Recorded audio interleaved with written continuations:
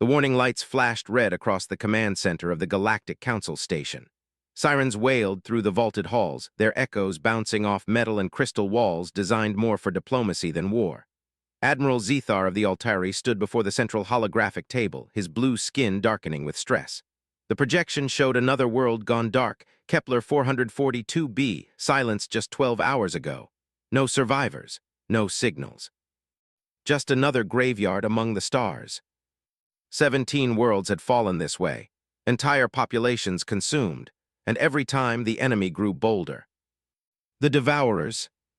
They came without warning 3 years ago, massive black ships like living nightmares, dripping with biomechanical spines and writhing tendrils. When they descended, they unleashed swarms of smaller beasts, half-machine, half-flesh creatures that hunted with merciless precision. They didn't just kill, they captured. They toyed with their victims, stretching out the agony, then broadcast the screams across the stars. Entire civilizations listened to the terror of their neighbors before the slaughter came for them. No species had ever faced such cruelty.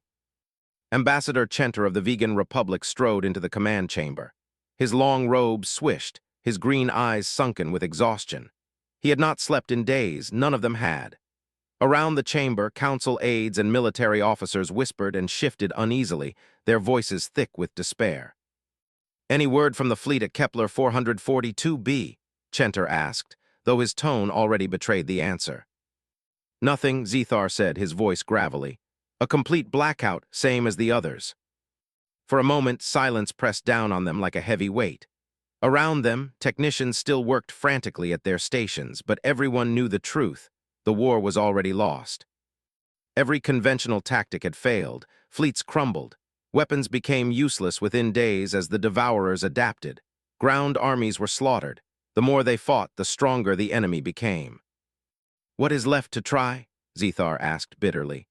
"We have thrown our greatest generals, our most advanced ships, our strongest alliances against them. Nothing works. Every civilized rule of warfare is meaningless before their savagery." Chenter's voice was steady, though quiet. "Then we try something we have never tried before." 1 hour later, representatives of 12 species gathered in the Great Council chamber. The air was thick with tension, the kind that only grows when civilizations hang on the edge of extinction. Images of ruined worlds filled the chamber's center, ash-covered cities, shattered fleets, burning skis. The grief of entire nations hung heavy over the assembly. Zethar stepped forward. "We are here because conventional warfare has failed. Every strategy has been countered, every weapon neutralized. We cannot outmatch the Devourers in strength. We cannot outmatch them in cruelty." Murmurs of agreement swept through the chamber. It was then that Chenter stood, raising his hand. "There is one species we have not yet asked for help." The chamber fell silent. "The humans." At once, voices rose in protest. The humans? They were barely 2 years into their membership with the Council. A young race, reckless and crude, with little to offer in technology or fleets. "What could they possibly give us that we do not already possess?" demanded Representative Morgan of the Crystalline Territories, his crystalline form glowing with indignation. Chenter activated the holographic display again. New images appeared. Not alien worlds, but Earth's history. Grainy records of battles fought on plains, in cities, in deserts, in skis thick with smoke. Humans charging with swords in hand. Armies huddled in trenches of mud and blood. Tanks grinding across frozen wastelands. Bombers darkening the skis of burning cities. "Humans," Chenter said firmly, "have fought wars for their entire recorded history. Not skirmishes, not disputes. Wars of survival. Wars where extinction was at stake." The chamber grew uneasy as the images shifted again. Soldiers in ruined cities, men and women fighting hand-to-hand in sewers and shattered basements. "Look at this. They call it the Battle of Stalingrad. Outnumbered, starving, surrounded. Yet they fought in every ruined street, every collapsed home. They fought until they broke an empire larger than themselves." The representatives shifted uncomfortably. Ethamara of the Peaceful Worlds trembled, her soft voice breaking. "These images are horrifying. This brutality, how can you suggest we work with such beings?" "Because the Devourers are worse," Zethar growled. And in the silence that followed, everyone knew he was right. "Perhaps," Chenter said softly, "it takes monsters to fight monsters." The vote was close, many resisted the idea, but in the end, desperation won. A narrow majority agreed.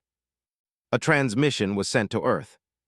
2 days later, deep within the Pentagon on Earth, General Patricia Hayes sat in a steel-gray office. Before her, the alien transmission replayed again and again. The footage of the Devourers was worse than anything she had ever seen. Their cruelty made humanity's worst wars look like children's games.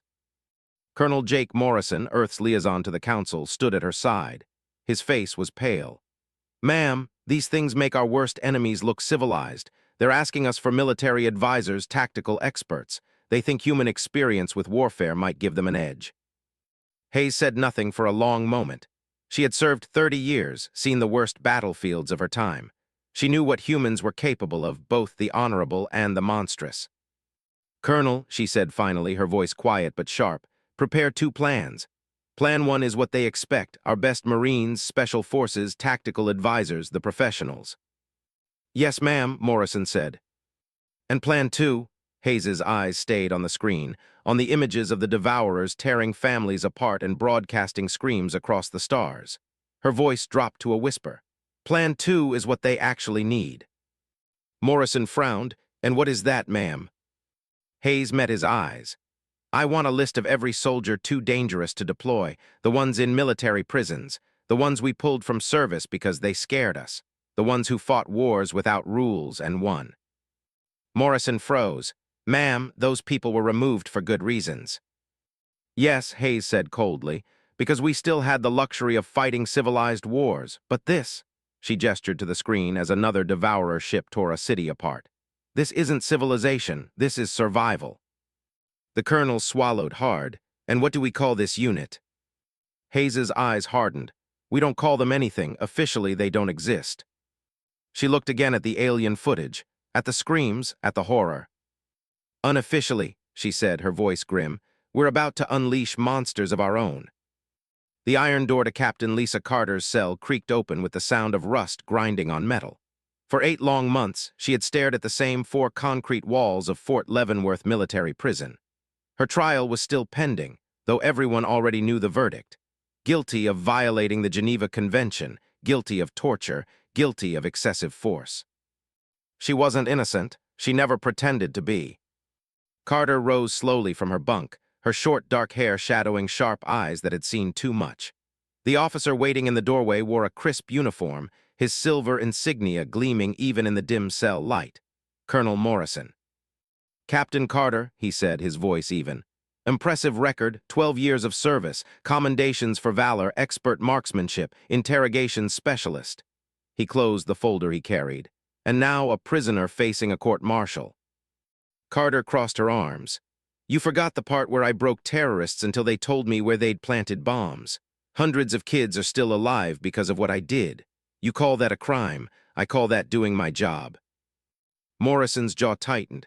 The military called it too far, and until now, that was the end of it. "Until now," Carter raised an eyebrow. Morrison tapped the tablet in his hand. The cell's wall lit up, projecting alien footage. The Devourers tearing through city streets, dragging screaming civilians into their ships. Carter's expression hardened as she watched biomechanical horrors rip apart entire platoons. "We've been contacted by an alliance of alien species," Morrison explained. "They're losing this war, entire planets erased. They want us to send military advisors, conventional soldiers, the best of the best." "And you're here for me, why?" Carter asked, suspicion in her tone. "Because conventional isn't working," Morrison said quietly. "They need monsters, and you, Captain, were always good at being one." Silence hung between them. Then Carter's lips curled into a grim smile. "When do we leave?" Carter wasn't the only one. Across the country, other cells opened. At Camp Pendleton, Sergeant Ben Rodriguez was pulled from his trial. The charges, summary execution of 3 captured bombers. Rodriguez didn't deny it. He had looked them in the eyes and pulled the trigger. His reasoning: better 3 dead men than 50 dead children. In Virginia, Lieutenant Kyle Adams was extracted from a classified holding facility. Most of his file was redacted. The only known fact: an entire terrorist training camp in Syria had been wiped off the map under his watch. His superiors claimed he enjoyed it too much. In Nevada, Sergeant Maria Santos sat in solitary confinement. A psychologist turned interrogator, she had pioneered methods that could break enemy combatants without leaving physical marks. Effective, yes. Legal, not remotely. She had been condemned as a war criminal, but to her enemies she was a nightmare so effective they put a bounty on her head. One by one, 50 soldiers were pulled from the shadows of disgrace. Men and women who had crossed lines no one was supposed to cross. They were loaded onto dark gray transports and flown under armed guard to a classified installation in the Nevada desert. Major Alex Stone was already waiting. Stone had the bearing of a man carved out of war. Broad-shouldered, his face weathered with scars both physical and invisible. Years ago, his unit had been captured in Afghanistan and tortured for days. He escaped, but what he did afterward had never made it into the official reports. The Pentagon buried the truth. Stone had hunted every man responsible for his soldiers' torment. What he had done to them remained a classified horror. Now Stone stood in a stark concrete room as the outcasts filed in. 50 soldiers, 50 monsters. They looked more like predators than prisoners, eyes sharp, bodies tense, each one dangerous in their own way. "You all know why you're here," Stone began, his voice carrying authority that silenced even the most arrogant. "You crossed lines the military couldn't tolerate. You did things civilized soldiers aren't supposed to do." Murmurs rippled through the room. Some smirked, others just listened. Stone tapped the wall console. The footage of Devourer attacks filled the screen. Cities torn apart, screams echoing, alien soldiers ripped to pieces. "This is the enemy," Stone said. "They don't take prisoners, they don't show mercy. They fight without rules, without honor. They kill for pleasure. Every civilized tactic the galaxy has thrown at them has failed. Our allies asked Earth for advisors. They expect us to teach them conventional doctrine." He paused, scanning the room, his gaze hard. "But we're not here to play by their rules. We're here to teach them what happens when humanity takes the safety off." The silence was thick, then slowly several of the soldiers grinned. Lisa Carter raised her hand. "So what are our rules of engagement?" she asked.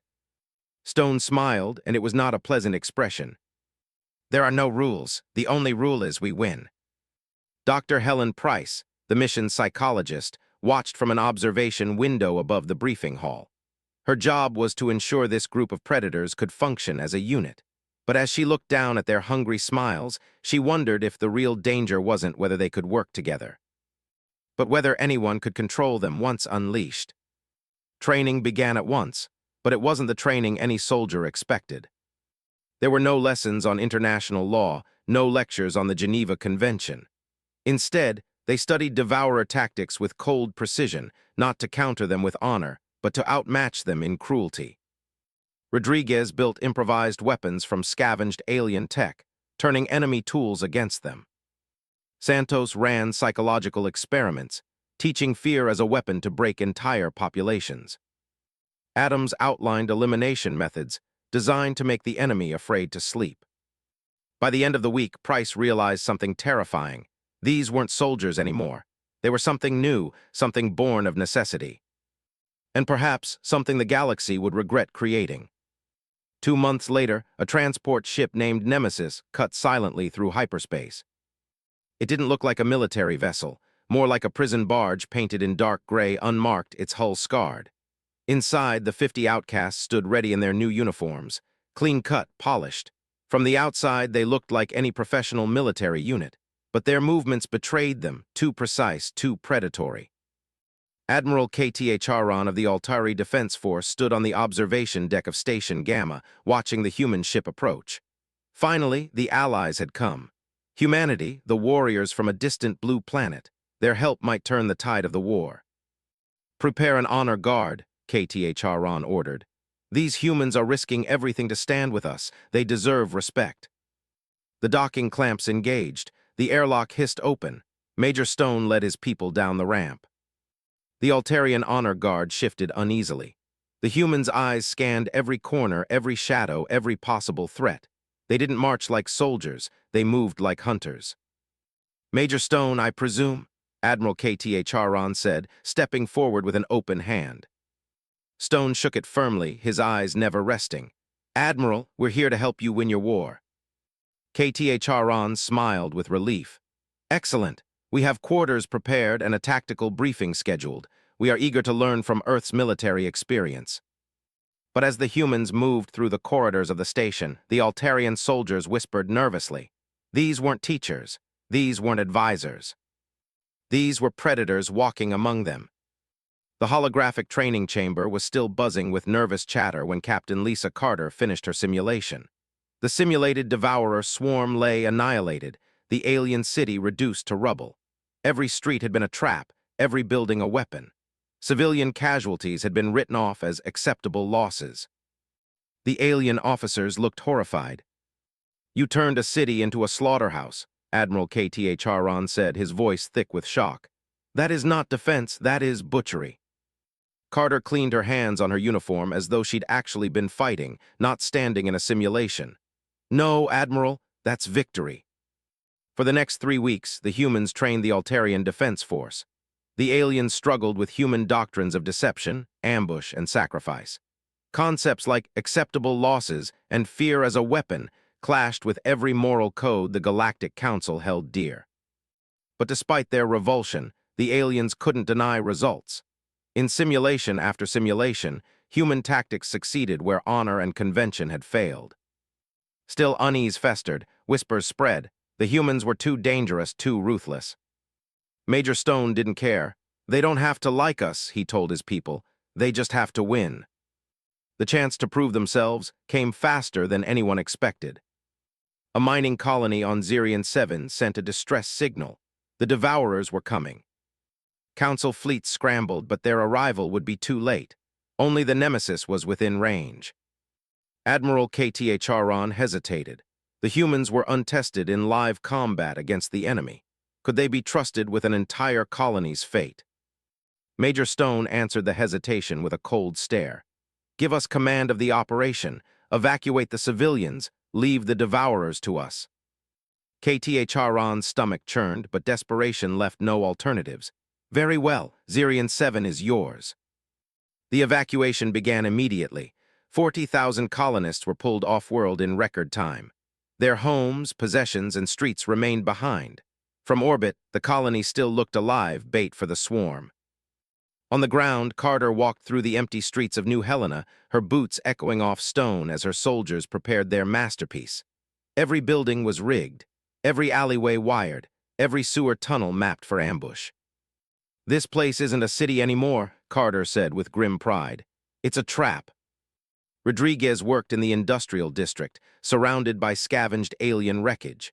Months ago, a Devourer scout ship had crashed on a nearby moon. The wreckage was priceless. He was reprogramming its biomechanical weapons to fire on their own kind. "They use neural impulses from their swarm," he explained, his dark hands adjusting a writhing piece of living metal. "But with the right modifications, they'll answer to us." Stone nodded. "Good, turn their teeth against them." Meanwhile, Lieutenant Adams worked in the communications hub. His specialty was psychological warfare. "The Devourers don't encrypt their swarm signals," he said, eyes glowing with the thrill of his work. "Too arrogant, they never thought anyone could hack into their collective mind."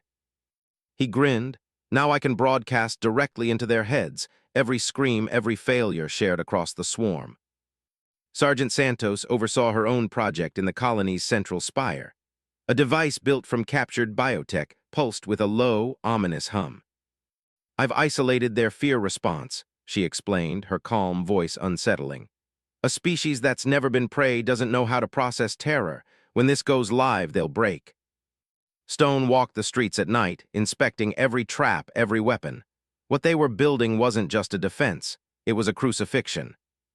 Dawn came, the Devourers arrived. 12 massive ships dropped from hyperspace, black mountains of steel and flesh. They blotted out the sky as they descended toward the colony. On his flagship, Admiral K.T.H. Haran watched from a safe distance. "They are coming," he whispered. "By the stars, they are coming." Stone's voice crackled over comms. "Hold your position, Admiral. This is our battlefield." The first swarm landed, hundreds of biomechanical creatures skittering through the colony streets, hunting for the colonists they thought were still there. That was when Carter gave the signal. The shopping district erupted in fire.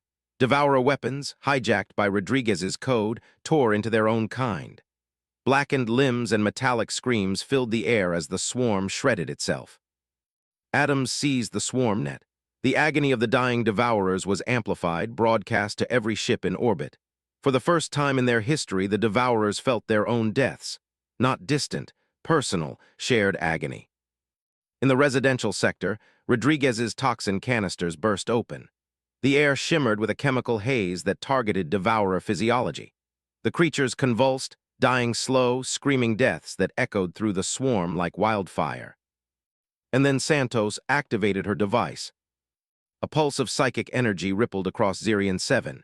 It was not sound, not sight, not touch, fear itself weaponized. The devourers froze mid-stride, their insectoid limbs trembling. Some turned on each other in blind panic. Others curled into balls, keening with terror. Entire ships in orbit broke formation, scattering in disarray.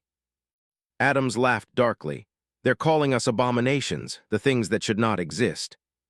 Good, Stone replied. Let that fear spread. Admiral Kta Charon gripped the edge of his console as the impossible unfolded. The devourers weren't fighting. They were fleeing. Their mighty fleet, undefeated for years, broke in blind panic, retreating into the void. They're running, Kta Charon said in disbelief. By the stars, they're afraid. On the ground, Carter emerged from the tunnels, her uniform smeared with alien fluids. She reported to Stone with a cold calm. Cleanup complete, no survivors. Stone's eyes hardened. Good, no witnesses either. From orbit, the colony looked untouched, but every street below was soaked in horror.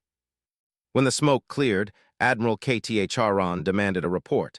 Major Stone, what exactly did you do down there? Stone stood amid the ruins, watching his soldiers dismantle their traps. His voice was steady, merciless. We want. The council chamber was silent. Ambassador Zethar stood before a crowd of representatives, his voice heavy as he read reports from Zirian 7. The Devourer expansion has halted. 12 systems once marked for destruction are secure again. Enemy fleets are scattering. For the first time in 3 years, the tide has turned. The chamber did not erupt in cheers. Instead, the air was thick with unease.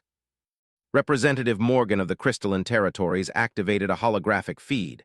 The images hovered above the assembly, battlefield recordings from Zirian 7. Blackened streets.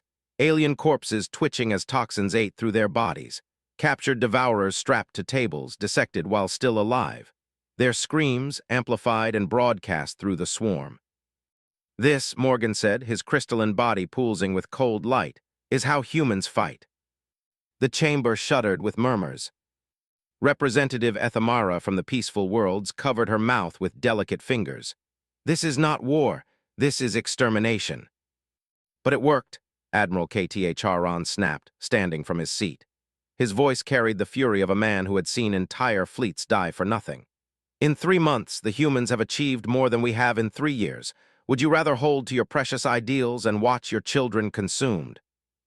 They are winning battles, Ethamara countered, but they are becoming worse than the devourers themselves.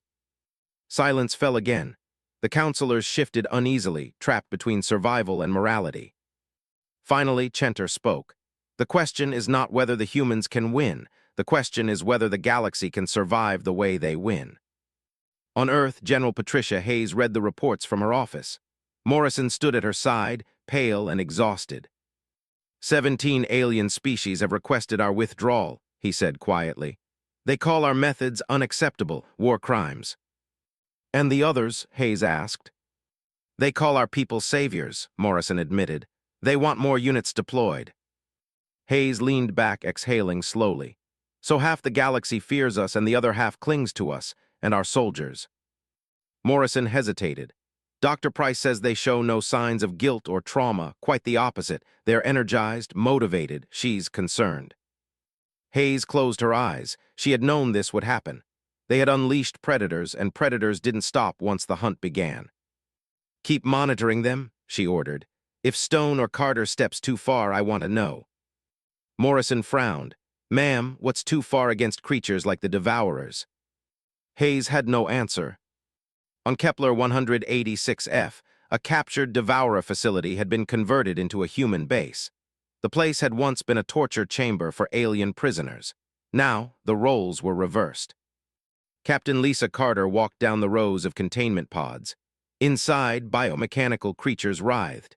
Some were dissected alive, their insides mapped. Others were forced through psychological experiments, their neural screams amplified into the swarm. Lieutenant Adams approached, his hands stained with ink from neural scanners. "Their swarm is fracturing faster than we thought," he reported. "Whole fleets breaking down without a shot fired. They're terrified of us." "Good," Carter said, inspecting a restrained command variant. Its black eyes stared back at her with hatred and something new, fear. "Fear is the best weapon we have."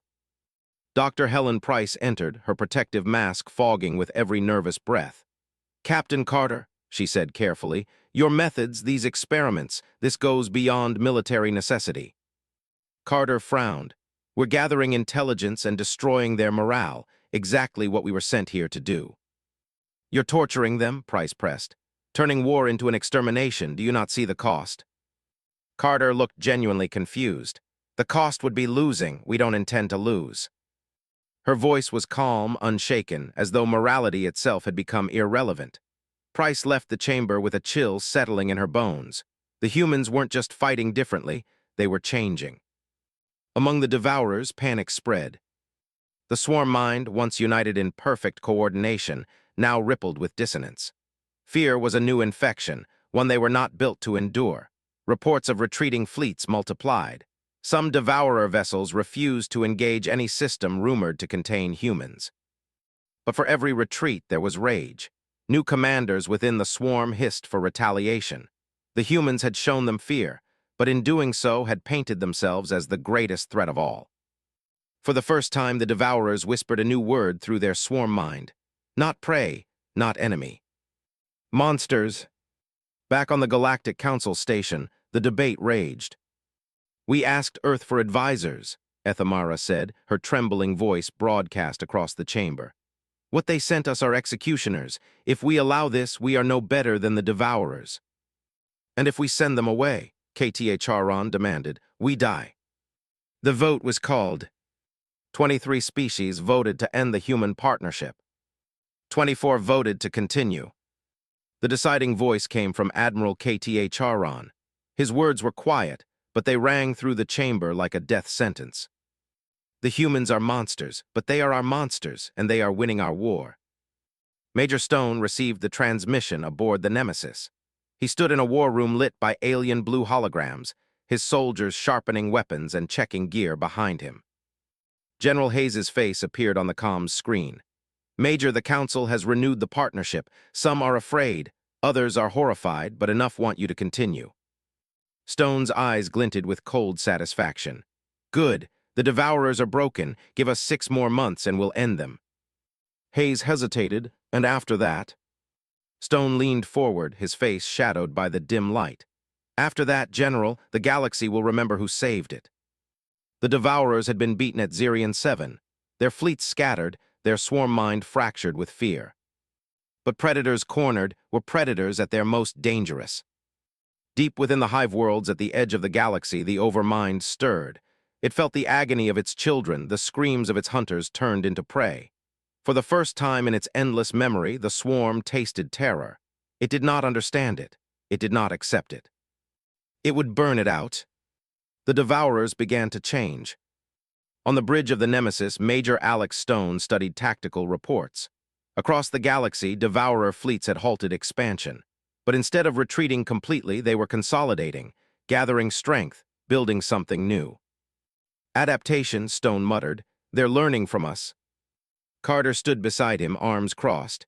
"Let them learn, we'll still break them." Dr. Helen Price, standing further back, frowned. "Every time you escalate, they escalate. How far before you've created something even worse?" Stone turned, his voice calm but firm. "Doctor, war isn't about lines or morality, it's about survival. The Devourers aren't going to stop, neither are we." But Price's eyes told him she wasn't convinced. The first sign of the counterstroke came at the world of Jora Prime. A peaceful agricultural planet protected by a modest fleet. The Devourers didn't attack the farms, they attacked the atmosphere. Their ships released a bioengineered plague, a viral mist that spread across continents in hours. It didn't kill quickly. It mutated its victims, twisting them into screaming hybrids of flesh and machine. When the Council fleet arrived, they found not a slaughtered world, but a new hive. Entire populations turned into weapons. The footage shook even the hardened human soldiers.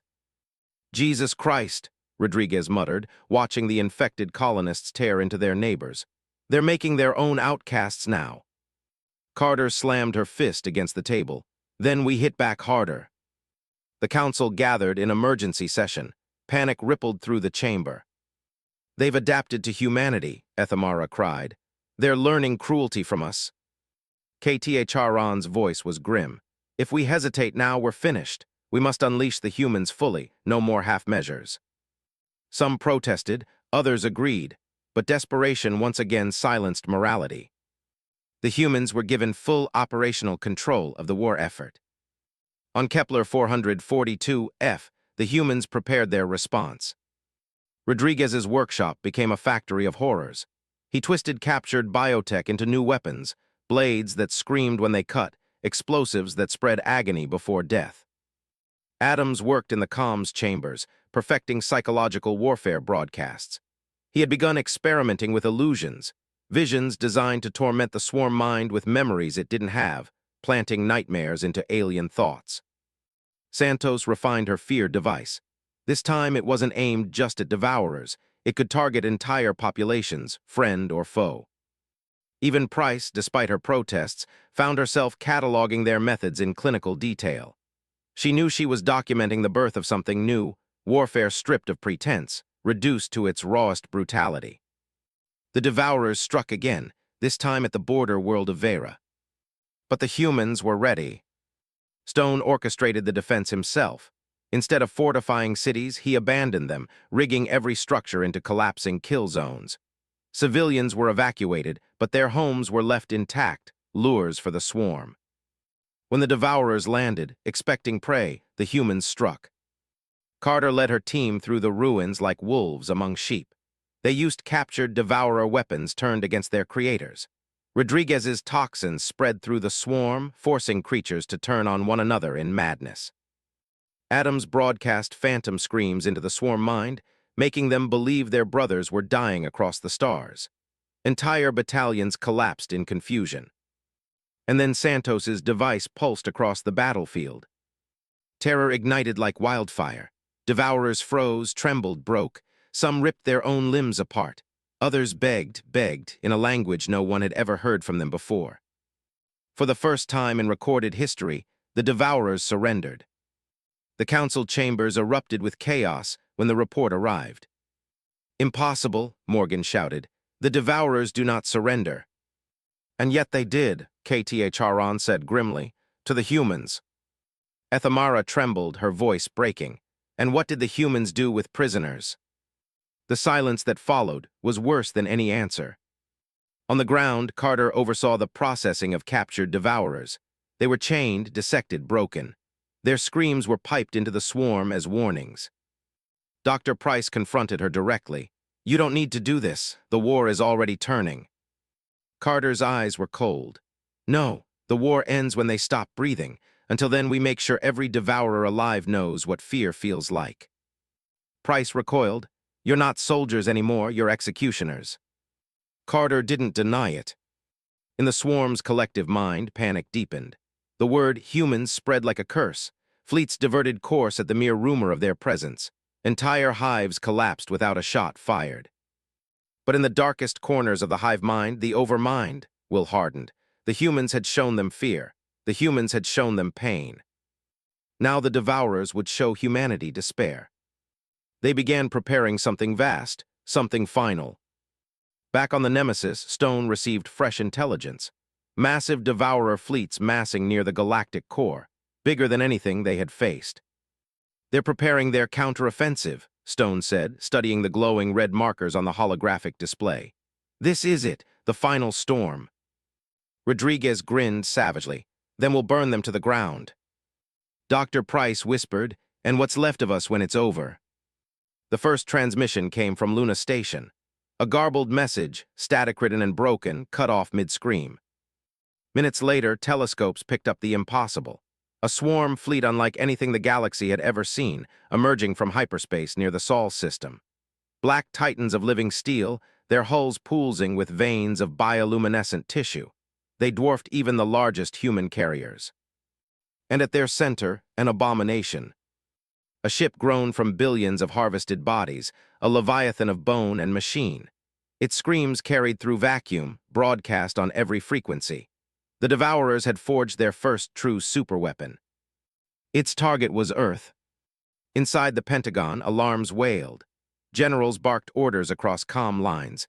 Civilians poured into shelters. Humanity's homeworld, the cradle of its history, stood on the edge of annihilation. General Hayes stared at the tactical feed with a cold, stone face.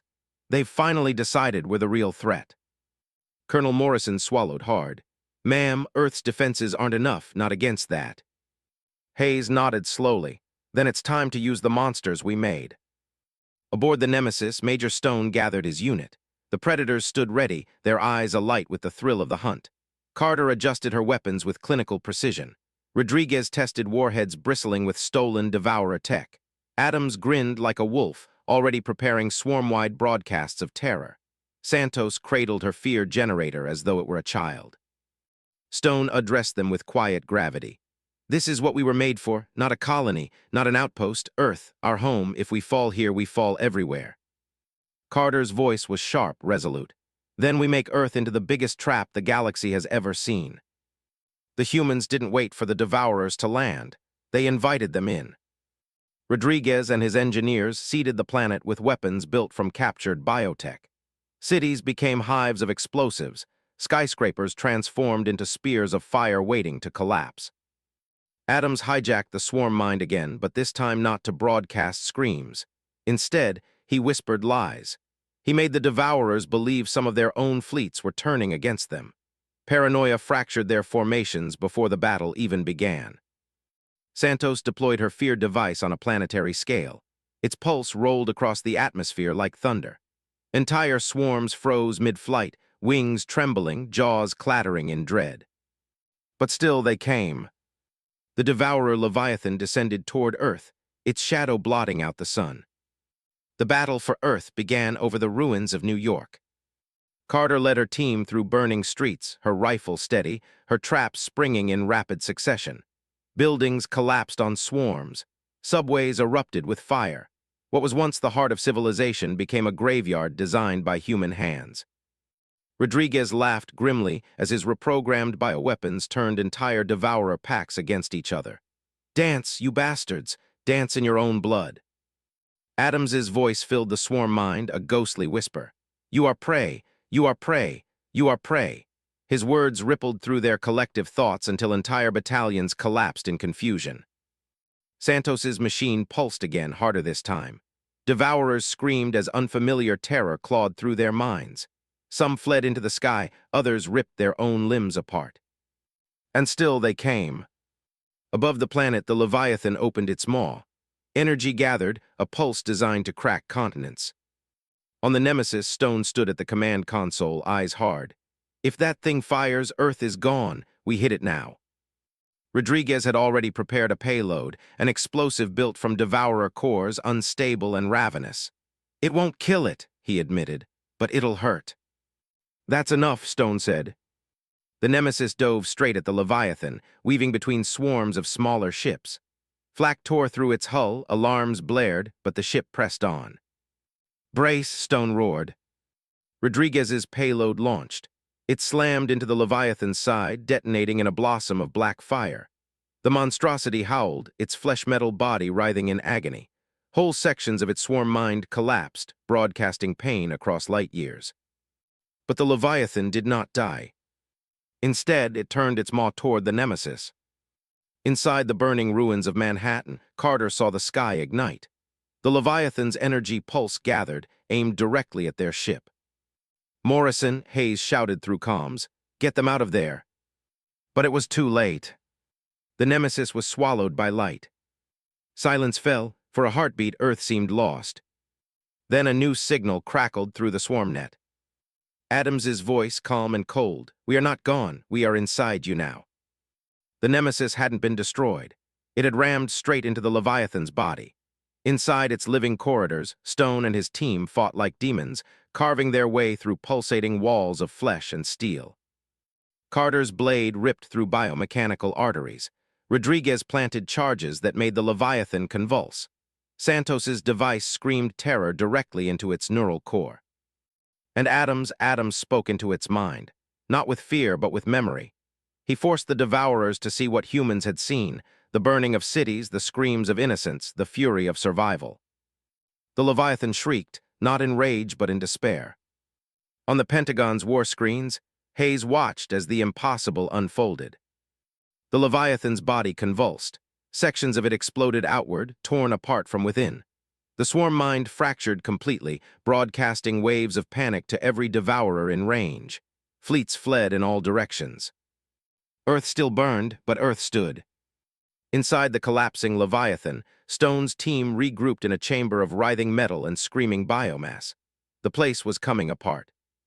Carter's face was streaked with black fluid, her voice steady. "Charges are set. We end this here." Price's voice came through comms, trembling. "If you do this, there will be nothing left of you." Stone looked around at his soldiers, his monsters. Each of them nodded without hesitation. "We were never meant to survive this war," Stone said quietly. "We were meant to win it." The charges detonated. The Leviathan erupted in a blinding storm of fire and blood. The galaxy held its breath. The death of the Leviathan had shaken the stars. Entire devourer fleets broke apart in chaos, their swarm mind riddled with pain and terror. For a fleeting moment, hope spread through the council chambers. But hope did not last. From the blackest depths of the void, the overmind stirred. It had learned fear. It had learned despair. Now it embraced them, reshaping its children into something new. No longer hunters, no longer predators. Now demons. Reports flooded into Earth. Swarm fleets were regrouping. New forms of devourers appeared, creatures armored against toxins, ships resistant to human hacking, soldiers bred not only to kill but to suffer without breaking. The war was entering its final stage. General Hayes convened a council of her own, Major Stone's team, the alien admirals, and Dr. Helen Price. Her voice carried the weight of every lost world. "The Devourers are coming again, stronger, smarter. And this time they are coming for all of us. We either finish them or they finish the galaxy." Admiral K.T.A. Charon nodded grimly. "Then we take the fight to the hive itself." Stone's expression was carved from steel. "Good, no more waiting, no more defense. We burn them where they live." The plan was simple, brutal, and insane. A direct assault on the Overmind's core world. Every surviving fleet of the Galactic Council, led by human strategy, striking into the heart of the swarm. The risks were beyond calculation. If they failed, there would be no second chance. The day of reckoning came. 1,000 ships cut through hyperspace, human and alien united by desperation. They emerged over a nightmare world, a planet covered in black hives, oceans of writhing biomass, towers of flesh reaching into the sky. The very atmosphere screamed.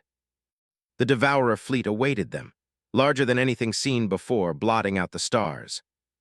The final war had begun. In the void above the hive world, battles raged. Alien fleets broke formation, struggling to survive against the endless swarm. But the humans fought differently.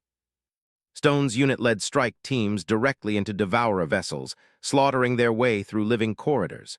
Rodriguez's explosives tore hive ships apart from the inside.